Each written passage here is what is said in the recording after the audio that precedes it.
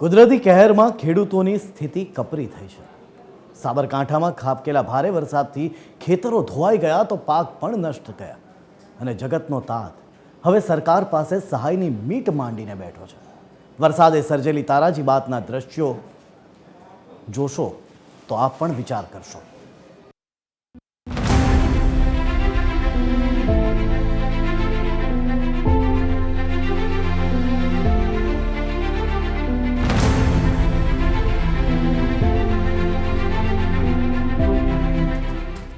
ચારે બાજુ પાણી અને આ પાણીમાં ડૂબી ગયા ખેડૂતોના ખેતરો, ખેતરોમાં રહેલો પાક અને સાથે જ જગતના તાતે જોયેલા સપના પણ।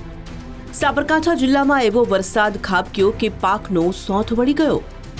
આ છે ખેડબ્રહ્મામાં આવેલું નીચી ધાનલ ગામ। વરસાદી પાણીથી ખેતરો અને તેમાં રહેલા પાકનું ધોવાણ થઈ ગયું તો અનેક જગ્યાએ તો જમીનમાં ખાડા પણ પડી ગયા છે।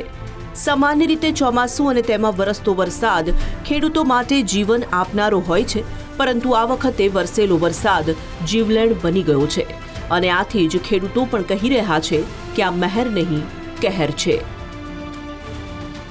બિયારણ પણ એટલું બધું મોંઘું લાવેલા આ સાલ 3200 રૂપિયા જેવું કટ્ટું હતું। ખાતર પણ એટલું બધું મોંઘું નાખ્યું અને બધું ધોવાઈ ગયું। એટલે સરકારને અમારી વિનંતી છે કે ખેડૂતોને ઉપયોગી વળતર આપે। વળતર ચૂકવવા માટે અમારી ગામ વતીથી સરકારશ્રીને વિનંતી છે। ખૂબ જ વરસાદ પડ્યો છે, લગભગ 14 ઇંચ જેવો વરસાદ પડ્યો છે અમારા અહીંયા વડાલી કંપાની અંદર। તેના લીધે જે પણ અમે વાવેતર કર્યું હતું ગઈકાલે મગફળી, સોયાબીન અને પપૈયાનું પણ, એનું બધું જ બિયારણ મગફળી અને સોયાબીનનું લગભગ ખાસું એવું તણાઈ ગયું છે। મોંઘા ભાવે બિયારણ, ખાતર ખરીદી પાકનું વાવેતર કરાયું હતું અને હવે આ જ પાક ન બચ્યો તો આવી જ સ્થિતિ વડાલી પંથકમાં પણ સર્જાઈ છે। ચોમાસાના પ્રથમ વરસાદે જ ખેડૂતોને પાયમાલ કરી નાખ્યા।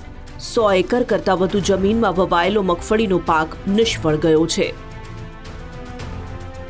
સાબરકાંઠામાં વરસાદી કહેર, કયા કયા પાકનું ધોવાણ? કપાસ, મગફળી, સોયાબીન, પપૈયા।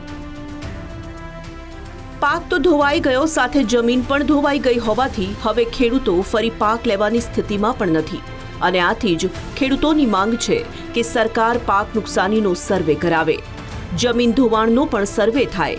ત્યારે હવે જોવું રહેશે કે સ્થાનિક તંત્ર ખેડૂતોની વાત સાંભળે છે કે બહેરા કાને અથડાઈને પાછી આવી જશે। TV13 ગુજરાતી માટે સાબરકાંઠાથી નીતિન પટેલનો અહેવાલ।